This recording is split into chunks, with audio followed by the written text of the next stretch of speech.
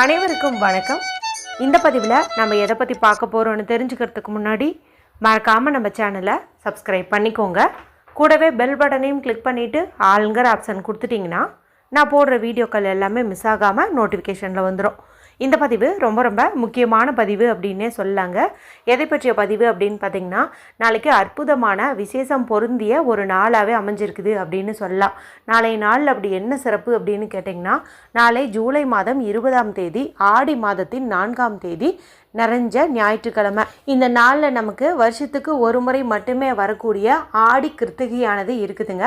மாதந்தோறும் வரக்கூடிய கிருத்திகை நட்சத்திரம் அப்படிங்கிறது முருகப்பெருமான் வழிபாட்டிற்கு ஏற்றது தான், சிறப்பு வாய்ந்தது தான். அப்படின்னாலும் இந்த ஆடி கிருத்திகை அது கூட தை கிருத்திகை இது ரெண்டுமே தனி சிறப்பு வாய்ந்தது அப்படின்னே சொல்லலாம். இந்த முறை நமக்கு 2 நாட்கள் இந்த ஆடி கிருத்திகை இருக்குதுங்க. ஆடி மாதம் 4ஆம் தேதியும் இருக்குது, அதே போல் ஆடி மாதம் 31ஆம் தேதியும் இருக்குது. ஆனால் நாம் எந்த நாளில் வழிபாடு செய்யணும் அப்படின்னு பார்த்தீங்கன்னா, நாளைய நாளில் வரக்கூடிய கிருத்திகை வழிபாடு செய்கிறது தான் சிறப்பான பலனை கொடுக்கும்.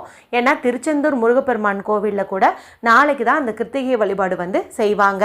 அடுத்ததாக ஆடி மாதத்தில் முக்கியமான 3 கிழமைகள் உண்டு. ஆடி ஞாயிறு, ஆடி செவ்வாய், ஆடி வெள்ளி அப்படின்ட்டு. இதில் நமக்கு இந்த ஆடி ஞாயிறோடு சேர்ந்த கிருத்திகை இன்னும் சிறப்பு வாய்ந்ததாக இருக்கும் அப்படின்னு சொல்லலாம்.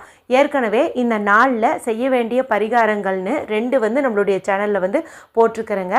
ஒன்று என்ன அப்படின்னு பார்த்தீங்கன்னா, நம்மளுடைய எப்பேற்பட்ட விருப்பங்களையும் நிறைவேற்றி தரக்கூடிய அற்புதமான காரிய சித்தி முடிச்சு எந்த மாதிரி ரெடி பண்ணணும், அதை எப்படி வச்சுட்டு வேண்டணும், அந்த முடிச்சு என்ன பண்ணணும் என்பது குறித்து ஒரு தனிப்பதிவு போட்டிருக்கேன்.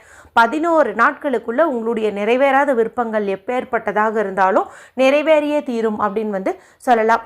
அடுத்ததாக நாளைய நாளில் காலையில் வெறும் வயிற்றில் உணவு எடுத்துக்கிறதுக்கு முன்னாடி ஒன்று சொல்லியிருந்தேன். அதை சொல்வதன் மூலமாக இனி என் வாழ்க்கையில் எதுவுமே எனக்கு இல்லை, எல்லாமே கைமீறி போச்சு, எனக்கு கஷ்டத்துக்கு மேலே கஷ்டம்தான் இருக்குது, எந்த நல்லதுமே நடக்க மாட்டேங்குது அப்படின்னு புலம்புறீங்க பார்த்தீங்களா, அது எல்லாமே ஒரே நாளில் பாருங்க உங்களுடைய வாழ்க்கையே தலைகீழாக மாறும் அப்படின்னே சொல்லலாம். அடுத்ததாக இந்த நாளில் விளக்கில் ஊற்ற வேண்டிய ஒரு எண்ணெய் குறித்து தனிப்பதிவு போட்டிருக்கிறேங்க. அந்த எண்ணெயை பயன்படுத்தி நீங்கள் தீபம் ஏற்றும் போது சகல காரியங்களும் சித்தியாகும், செல்வ செழிப்பு மேலோங்கும் அப்படின்னே சொல்லலாம். இப்போ நான் மேலே சொன்ன 3 வீடியோனுடைய லிங்கையும் இந்த வீடியோ முடியும் போது வரக்கூடிய எண்டு ஸ்க்ரீனில் கொடுக்குறேன், மறக்காமல் செக் பண்ணி பாருங்கள்.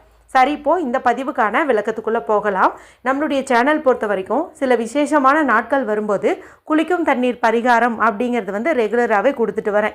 நம்ம சாதாரணமாக குளிக்கும் தண்ணீரை காட்டிலும் நான் சொல்லக்கூடிய இந்த குளியல் முறை பரிகாரத்தை நீங்கள் எடுத்துக்கும் போது உங்கள் வாழ்க்கையில் இருக்கிற எல்லா விதமான கஷ்டங்களும் நீங்குங்க. குறிப்பாக உங்களுடைய ஆறா சுத்தமாகும் அப்படின்னே சொல்லலாம். சக்தி வாய்ந்த இந்த ஆடி கிருத்திகை நாளில் இப்போ நான் சொல்லக்கூடிய இந்த ஒரே ஒரு பொருளை மட்டும் நீங்கள் தண்ணீரில் சேர்த்து குளிப்பதன் மூலமாக செல்வ செழிப்பு அதிகரிக்குங்கிறதுல துளி அளவும் உங்களுக்கு சந்தேகமே வேண்டாம்.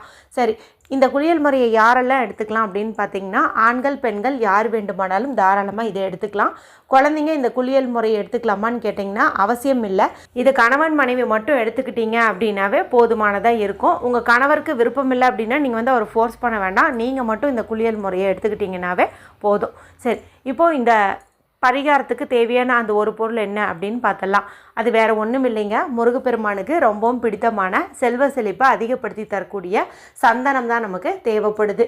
இந்த சந்தனம் பவுடராக இருந்தாலும் சரி, இல்லை வில்லை சந்தனமாக இருந்தாலும் சரி, அதை நீங்கள் கொஞ்சம் உடச்சி அல்லது பவுடராக இருக்கிறத ஒரு பிஞ்ச் எடுத்து நீங்கள் குளிக்கக்கூடிய தண்ணீரில் போட்டுருங்க.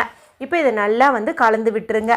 அதன் பிறகு இந்த தண்ணீரினுடைய மேற்பரப்பில் உங்களுடைய வலது கையினுடைய ஆள்காட்டி விரலை பயன்படுத்தி ஓம் அப்படிங்கிற பிரணவ மந்திரத்தை தண்ணீரில் நீங்கள் எழுதுங்க. அதன் பிறகு இந்த தண்ணீரை பயன்படுத்தி நீங்கள் தலைக்கு குளிச்சுக்கலாம்.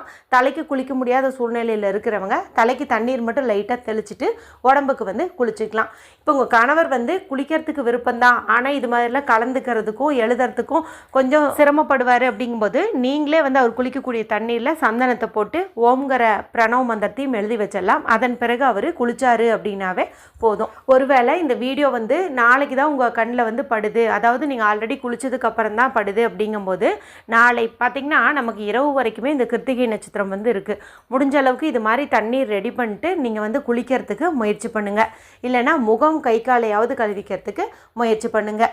அவசியம் இந்த பரிகாரத்தை செஞ்சு பாருங்கள். இப்போ அடுத்த பரிகாரம் என்னன்னு பார்த்தலாம். இது நம்ம நிலைவாசலில் செய்ய வேண்டிய ஒரு முக்கியமான விஷயங்க. இதை செய்வதன் மூலமாக வீட்டில் இருக்கக்கூடிய அத்தனை விதமான துன்பங்களும் உங்களை விட்டு நீங்குங்க. தரித்திர நிலை நீங்கும்.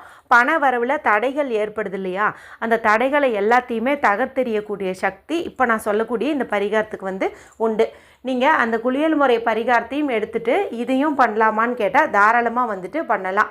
ஏன்னா 1க்கு 2 பரிகாரம் செய்வதன் மூலமாக அதிகப்படியான பலன்கள் தான் நமக்கு கிடைக்கும். சரி, இப்போ இந்த பரிகாரத்துக்கு தேவையான பொருட்கள் என்ன, இதை எப்போ செய்யணும், எப்படி செய்யணும் அப்படிங்கிறத பார்த்தலாம். இந்த பரிகாரத்தை நீங்கள் நாளைய நாளில் எந்த நேரத்தில் வேணாலும் செய்யலாங்க. ஆனால் ராகு காலம் யமகண்டத்தை மட்டும் தவிர்த்துறது நல்லது. நாளைய நாள் ஞாயிற்றுக்கிழமை ராகு காலம்ங்கிறது மாலை 4:30 6 மணிக்கு இடையே உள்ள நேரத்தில் வரும். யமகண்டம் அப்படிங்கிறது மதியம் 12 மணியிலேருந்து 1:30 இடையே உள்ள நேரத்தில் வரும். இது 2 மட்டும் நீங்கள் ஸ்கிப் பண்ணிவிடுங்க. இப்போது நமக்கு தேவையானது நல்ல நிலையில் இருக்கக்கூடிய ஒரே ஒரு வெற்றிலை தேவைப்படுதுங்க. நுனி பகுதியும் காம்பு பகுதியும் நல்லா ஃப்ரெஷ்ஷாக இருக்கிற மாதிரி ஒரு வெற்றிலை எடுத்துக்கோங்க. இதை சுத்தமான தண்ணீரில் நீங்கள் கழுவி ஒரு காட்டன் கிளாத் வச்சு தொடச்சிக்கோங்க. அதன் பிறகு நமக்கு தேவைப்படுறது பார்த்திங்கன்னா, முன்ன எப்படி தண்ணீருக்குள்ளே நம்ம சந்தனம் கலந்து குளித்தோம், அதே சந்தனம் தான் இப்போவும் நமக்கு தேவைப்படுது. இதை லைட்டாக பன்னீர் விட்டோ அல்லது லைட்டாக தண்ணீர் விட்டோ ஒரு கெட்டியான பேஸ்ட் மாதிரி நீங்கள் கலந்துக்கோங்க. இப்போது இந்த பேஸ்ட்டை தொட்டு இந்த வெற்றிலையில் முருகப்பெருமானுடைய பிரணவ மந்திரமான ஓம் அப்படிங்கிறத உங்கள் விரலை பயன்படுத்தி நீங்கள் எழுதணும். ஆள்காட்டி விரலை பயன்படுத்தியும் எழுதலாம், மோதிர விரலை பயன்படுத்தியும் எழுதலாம். ஓம் அப்படின்னு சொல்லிட்டு நீங்கள் எழுதிருங்க. இப்போ இது கொஞ்சம் நேரம் அப்படியே இருக்கட்டும். இது ஏன்னா உலர்வதற்கு கொஞ்சம் லேட் ஆகும், அதனால் இது அப்படியே வச்சுருங்க. இன்னும் உங்களுக்கு பெஸ்ட்டான ரிசல்ட் கிடைக்கணும் அப்படின்னா, இப்போ இந்த சந்தனத்தோடு நம்ம பன்னீரோ தண்ணீரோ சேர்த்தோம் இல்லையா, இது கூட ஒரு துளி அளவுக்கு பச்சை கற்பூரத்தையும் நீங்கள் நுணுக்கி பவுடர் மாதிரி பண்ணிவிட்டு அந்த கலவையில் நம்ம இந்த வெற்றிலையில் ஓம்னு எழுதுறது இன்னும் சிறப்பான பணவரவு கொடுக்கும். இப்போ இந்த மாதிரி எழுதிருங்க. இப்போ இது நல்லா உலர்ந்துருக்கும். அடுத்தது ஒரு நூல் எடுத்துக்கோங்க. மஞ்சள் நிற நூலோ வெள்ளை நிற நூலோ ஏதாவது ஒன்று எடுத்துக்கோங்க. இப்போ இந்த வெற்றிலையினுடைய அந்த காம்பு இருக்குது இல்லையா, அந்த காம்பை நல்லா சுற்றி கட்டிக்கோங்க. கட்டி நிறைய முடிச்சுகள் போட்டுக்கோங்க, அது கழண்டு வராத மாதிரி. அடுத்தது இன்னும் கொஞ்சம் நூல் எக்ஸஸாக விட்டுக்கோங்க.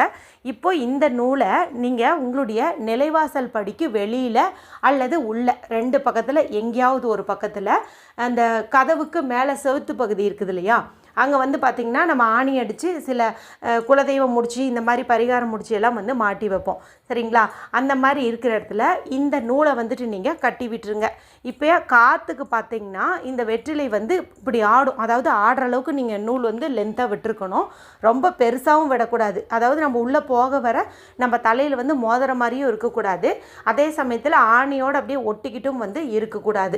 அதனால் கொஞ்சம் இடைவெளி விட்டு அந்த வெற்றிலை ஆடுற மாதிரி நீங்கள் இதையை கட்டி வைங்க. உள்ளேயும் கட்டலாம், வெளியிலையும் கட்டலாம். இன்னொரு முறை ஞாபகப்படுத்திடுறேன்.